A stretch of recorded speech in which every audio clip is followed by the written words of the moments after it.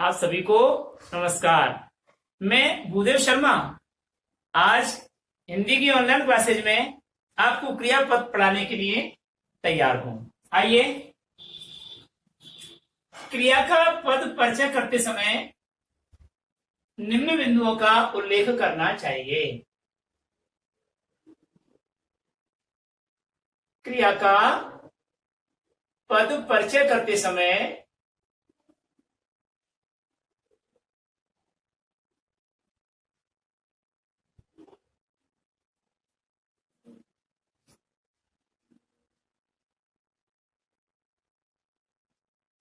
निम्न बिंदुओं का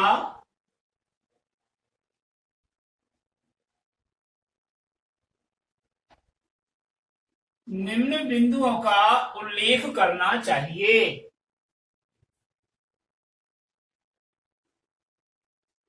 उल्लेख करना चाहिए।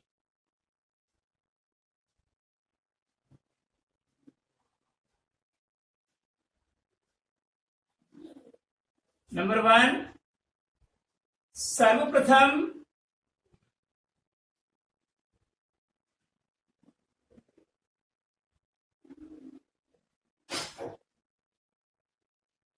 क्रियापद का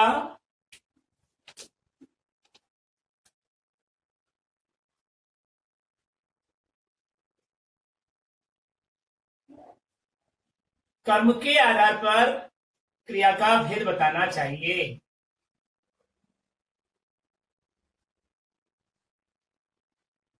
कर्म के आधार पर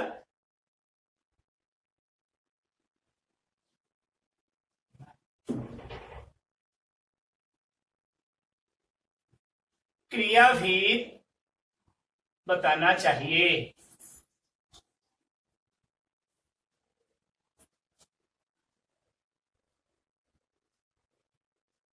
कहने का मतलब ये हुआ कि सबसे पहले उस क्रियापद में हमको ये देखना है कि कर्म के आधार पर क्रिया अकर्मक क्रिया है या सकर्मक क्रिया है। तो ये सबसे पहले आपको कर्म के आधार पर क्रिया का भेद बताना चाहिए। दूसरा बिंदु,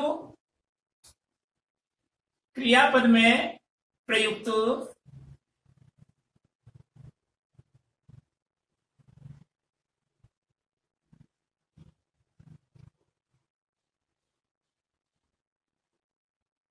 लिंग यानी कि पुल्लिंग या स्त्रीलिंग लिंग को स्पष्ट करना चाहिए।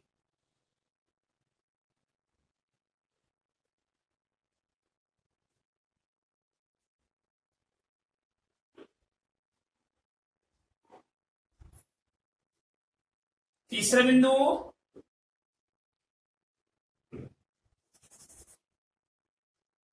क्रियापद में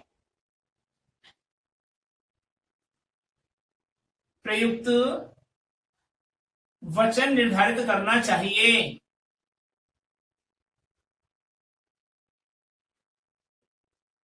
वचन का तात्पर्य एक वचन या बहुवचन। द्विवचन हमारे हिंदी में नहीं होता है, ध्यान से सुन लेना। वचन निर्धारित करना चाहिए।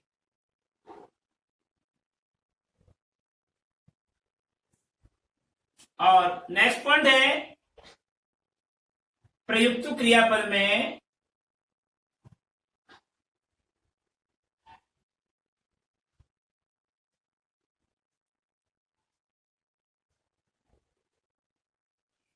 प्रयुक्त क्रियापद का काल निर्धारण करना चाहिए।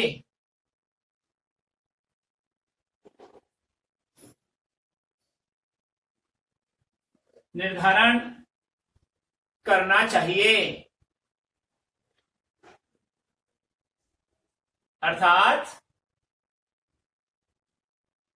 हम यूं कहें कि काल के आधार पर क्रिया का निर्धारण करना चाहिए।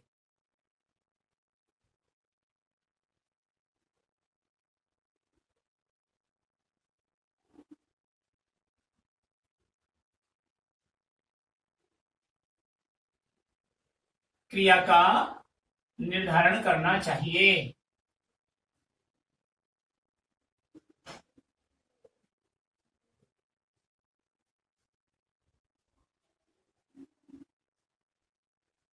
कहने का मतलब वर्तमानकालिक क्रिया, भूतकालिक क्रिया या भविष्यकालिक क्रिया, कौन सी क्रिया का रूप है, तो वह क्रिया का निर्धारण किसके आधार पर, काल के आधार पर करना चाहिए।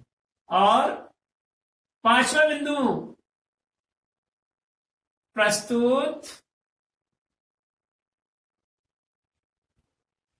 क्रिया का वाक्य में प्रयुक्त कर्ता से संबंध बताना चाहिए।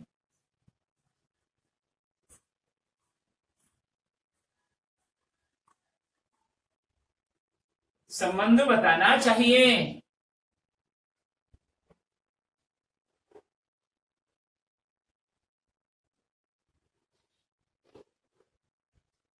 ठीक है, तो प्रस्तुत क्रिया का वाक्य में प्रयुक्त कर्ता कारक से क्या करना चाहिए, संबंध बताना चाहिए। इन 5 बिंदुओं में हम क्रियापद का पद परिचय करते हैं जी। तो समझिए, सबसे पहले क्या करना है हमको, सबसे पहले कर्म के आधार पर क्रिया के भेद बताने होंगे। दूसरा क्या करना है, प्रस्तुत पद में यानी कि क्रियापद में पुल्लिंग या स्त्रीलिंग लिंग को स्पष्ट करना चाहिए। तीसरा बिंदु है, प्रस्तुत पद में एक वचन या बहुवचन, इट मीन्स बहुवचन का निर्धारण करना चाहिए। और चौथा पॉइंट है कि क्रियापद में काल के आधार पर, अर्थात काल के आधार पर क्रिया का निर्धारण, भविष्यकालिक क्रिया, भूतकालिक क्रिया, वर्तमानकालिक क्रिया, कौन सी क्रिया है, यह निर्धारण करना चाहिए। और अंतिम बिंदु है, हमने बताया था कि यथा कर्ता तथा क्रिया भवति, जैसा कर्ता होता है वैसे ही वाक्य में क्रिया का प्रयोग किया जाता है। इट मीन्स कर्ता यदि जिस पुरुष जिस वचन में है, क्रिया भी उसी पुरुष उसी वचन में होगी। तो यहाँ पर जब कर्ता का इतनी बात है कि कर्ता के अनुसार क्रिया होती है, तो उस प्रस्तुत क्रिया का कौन सा कर्ता है, यह भी वाक्य में हमको स्पष्ट करना चाहिए। इन बिंदुओं के आधार पर देखिए हम पद परिचय करते हैं। उदाहरण देखिए,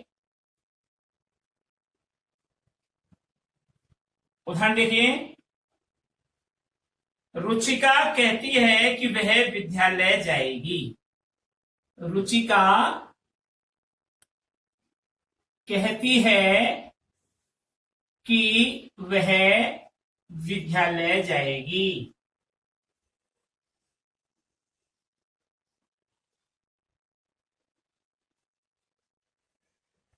ये है जी वाक्य। और प्रश्न किया है कि वाक्य में प्रयुक्त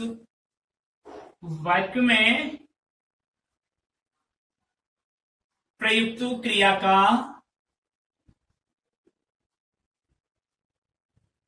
पद परिचय कीजिए।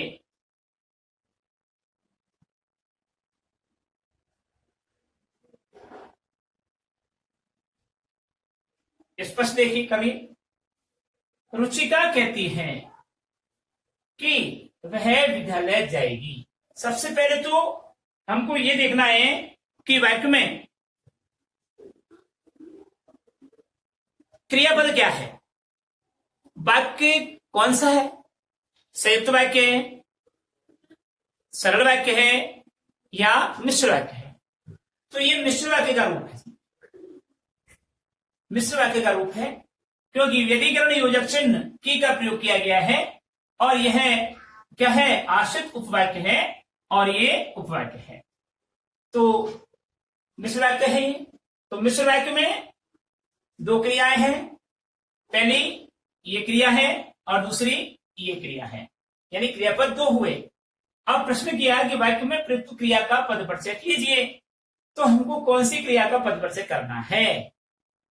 हाँ जी, हमको दोनों ही क्रियाओं का पद परिचय करना है। तो आंसर लिखेंगे,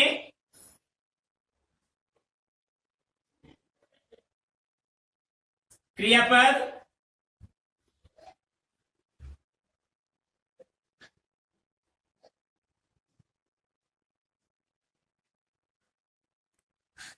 है कहती है, और खे जाएगी, ये क्रियापद है। अब पद परिचय देखिए,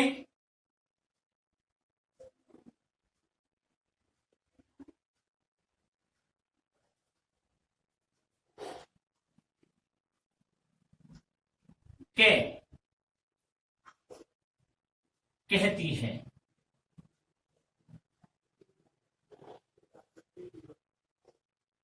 ये क्रियापद है, इसका पद परिचय कर रहे हैं।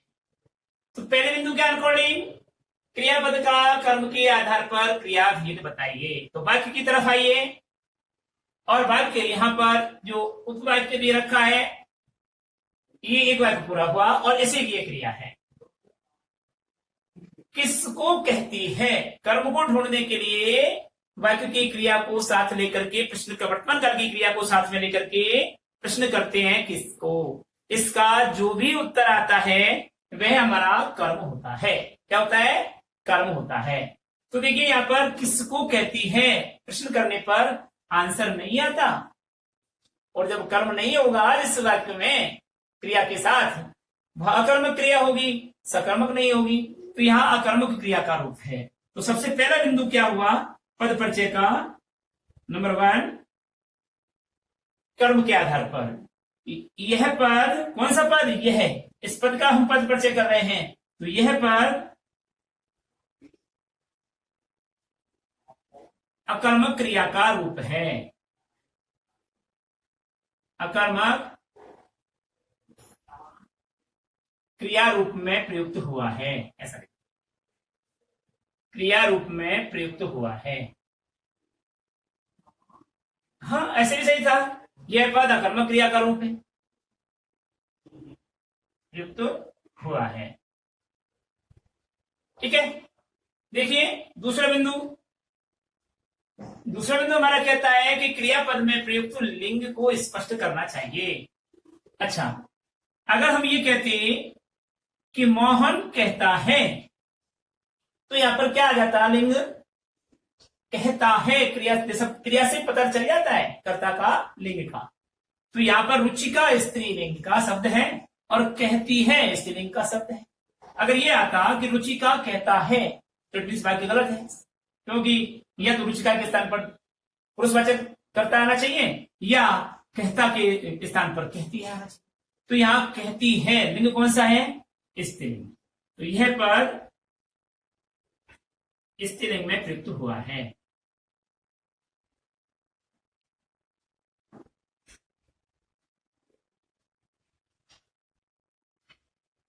स्त्रीलिंग में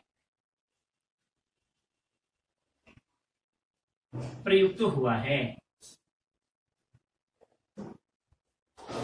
ठीक है, अगला ये अगला बिंदु आता है क्रियापद में प्रयुक्त वचन निर्धारित करना चाहिए।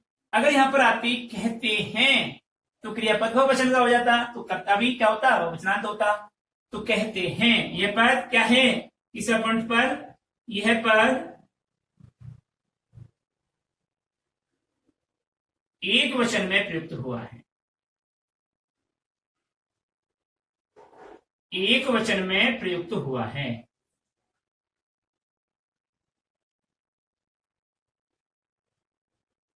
ठीक है जी, अब आता है पॉइंट नंबर 4 यानी चौथा बिंदु में काल का निर्धारण करना है, अर्थात काल के आधार पर क्रिया का भेद बताना है इसमें। तो बताइए, कहती है, कहती थी, कहेगी, 3 क्रियाएं यहां पर हम प्रयोग करेंगे। तो कहती है वर्तमान कालिक क्रिया, कहेगी भविष्यकालिक क्रिया, कहती थी भूतकालिक क्रिया। तो बताइए कौन सी क्रिया है यहां पर, वर्तमान कालिक, भूतकालिक या भविष्यकालिक। ये वर्तमान कालिकता, जिस वाक्य के अंत में ता है, ते है, ती है इत्यादि आता है, वर्तमान कालिक क्रिया कहलाती है। तो यहां पर ती है आया है, कहती है, तो यहां पर वर्तमान कालिक क्रिया है। तो यह पर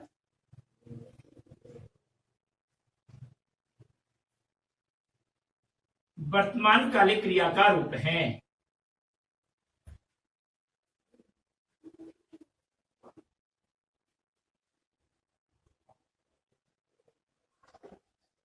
और 5वां बिंदु, अब इस कहती है का कर्ता क्या है, रुचि का। तो यह क्रियापद रुचि का कर्ता की क्रिया के रूप में प्रयुक्त हुई है। यह क्रियापद रुचिका कर्ता की क्रिया के रूप में प्रयुक्त हुई है। क्रिया के रूप में प्रयुक्त हुआ है, क्रिया के रूप में प्रयुक्त हुआ है।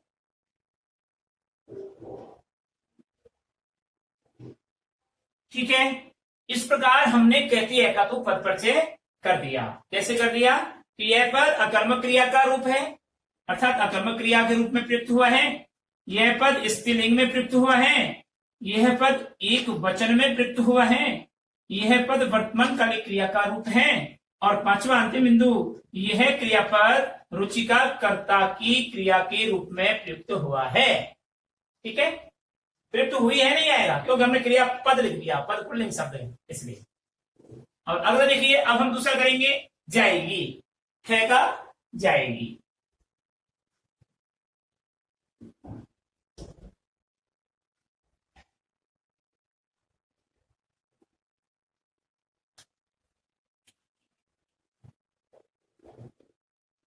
तो देखिए खे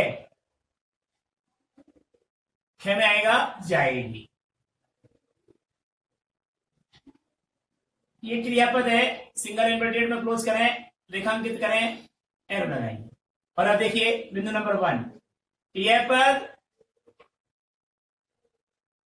अब बताइए, ये लिखा हुआ है यहाँ पर, रुचिका कहती है कि वह विद्यालय जाएगी। जाएगी को वर्तमान काल में लेते हैं जाती है। जातीय के साथ में प्रश्न करते हैं किसको। जातीय के साथ में क्या प्रश्न करते हैं, इसके साथ में प्रश्न करेंगे किसको। किसको जाती है, उत्तर आता है विद्यालय को जाती है। और जब इसका उत्तर मिल जाता है तो को का मतलब को विभक्ति चिन्ह कर्म कारक में होती है। और जिस वाक्य में कर्म होता है उस वाक्य की क्रिया सकर्मक क्रिया कहलाती है। तो यहाँ पर सकर्मक क्रिया है, तो यह पद सकर्मक क्रिया का रूप है। कर्म के आधार पर क्रिया भेद सकर्मक क्रिया का रूप है।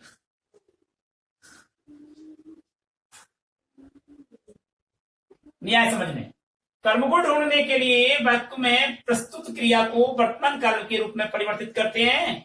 वर्तमान काल में बनता है जाती है। जाती है के साथ में प्रश्न करते हैं किसको। किसको जाती है, उत्तर आता है विद्यालय को जाती है। तो को कारक चिन्ह अर्थात को विभक्ति चिन्ह विद्यालय के साथ में प्रयुक्त हुआ, तो विद्यालय यहां पर क्या हुआ, कर्म हुआ। कर्म क्यों हुआ, क्योंकि कर्म कारक का विभक्ति चिन्ह को होता है, इसलिए विद्यालय कर्म हुआ। तो जहां जिस क्रिया के साथ में कर्म प्रस्तुत होता है या क्रिया का प्रतिफल कर्म पर पड़ता है उसे सकर्मक क्रिया कहती हैं। तो यह जाएगी सकर्मक क्रिया का रूप है। आए समझ में। दूसरा पॉइंट, दूसरा बिंदु हमारा बताया था लिंग बताइए। जाएगी अगर होता जाएगा तो पुल्लिंग, वह भी स्त्रीलिंग। तो यह पर स्त्रीलिंग का रूप है। स्त्रीलिंग का रूप है या स्त्रीलिंग में प्रस्तुत किया गया या स्त्रीलिंग में प्रयुक्त हुआ है। पॉइंट नंबर 3, वचन। यह पर एक वचन में प्रयुक्त हुआ है।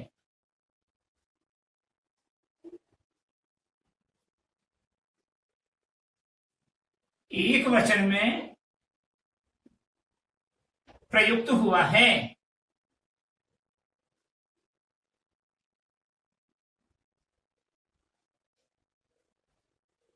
और पॉइंट नंबर 4, बिंदु नंबर 4 में आइए, काल के आधार पर क्रिया का फिर। तो यह पद भविष्यकालिक क्रिया का रूप है।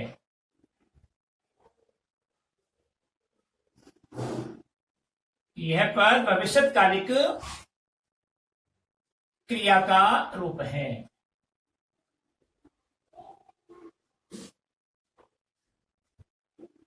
और पॉइंट नंबर 5 यानी 5वां बिंदु, यह पर वह कर्ता की क्रिया है। तो वह क्या हुआ यहां पर? कर्ता हुआ। यह पद वह कर्ता कारक के क्रिया के रूप में प्रयुक्त हुआ है। कर्ता कारक की क्रिया के रूप में प्रयुक्त हुआ है।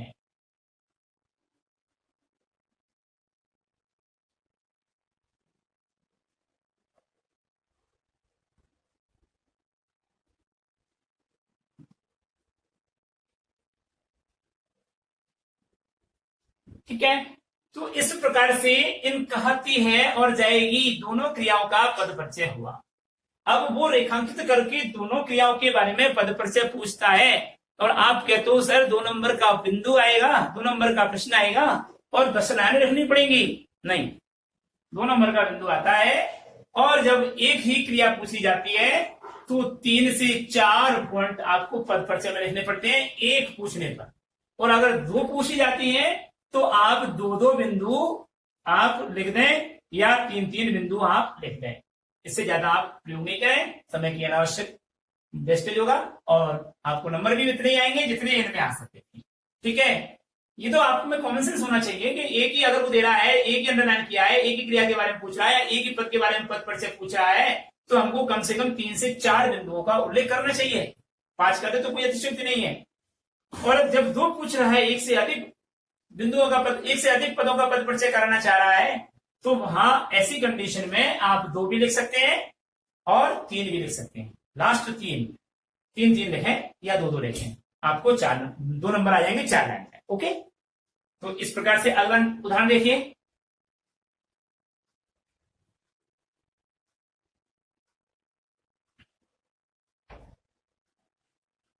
पेड़ से पत्ता गिरता है। Example number 2।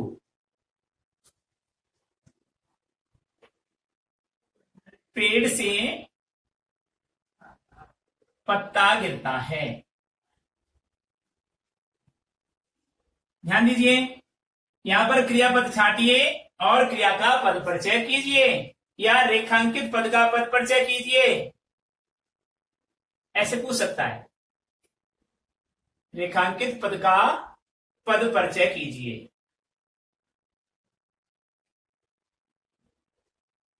ठीक है, तो देखिए नेक्स्ट उदाहरण देख, इसका करेंगे पद परिचय।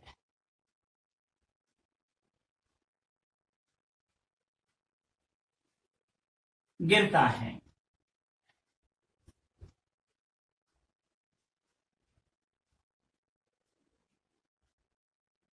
रेखांकित करेंगे। पॉइंट नंबर 1, यह पर अकर्मक क्रिया का रूप है।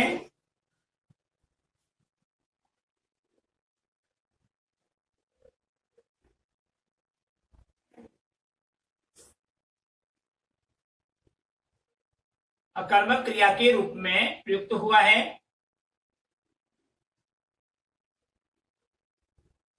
अब ध्यान दीजिए, मैंने बताया ना कि कर्म के साथ में प्रश्न करेंगे, किसको गिरता है, उत्तर सही नहीं मिल रहा, वाक्य शुद्ध नहीं हो रहा। अगर हम ये कहें पत्ता को गिरता है तो वाक्य सही नहीं है ना। तो यहां पर क्या हुआ, अकर्मक क्रिया है, कर्म नहीं है, कर्म की अनुपस्थिति में वाक्य कर्मक क्रिया का रूप होता है। नंबर 2 पॉइंट, लिंग बताइए। यह पद पुल्लिंग में प्रयुक्त हुआ है।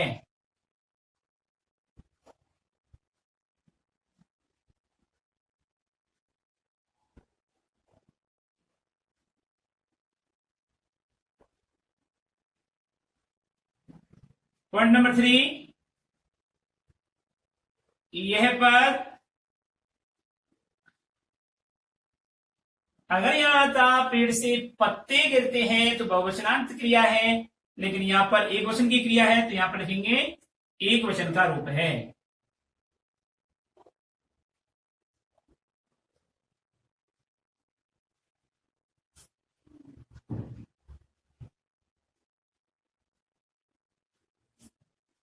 पॉइंट नंबर 4, यह पद बताइए काल के आधार पर क्रिया का वर्तमान कालिक क्रिया का रूप है।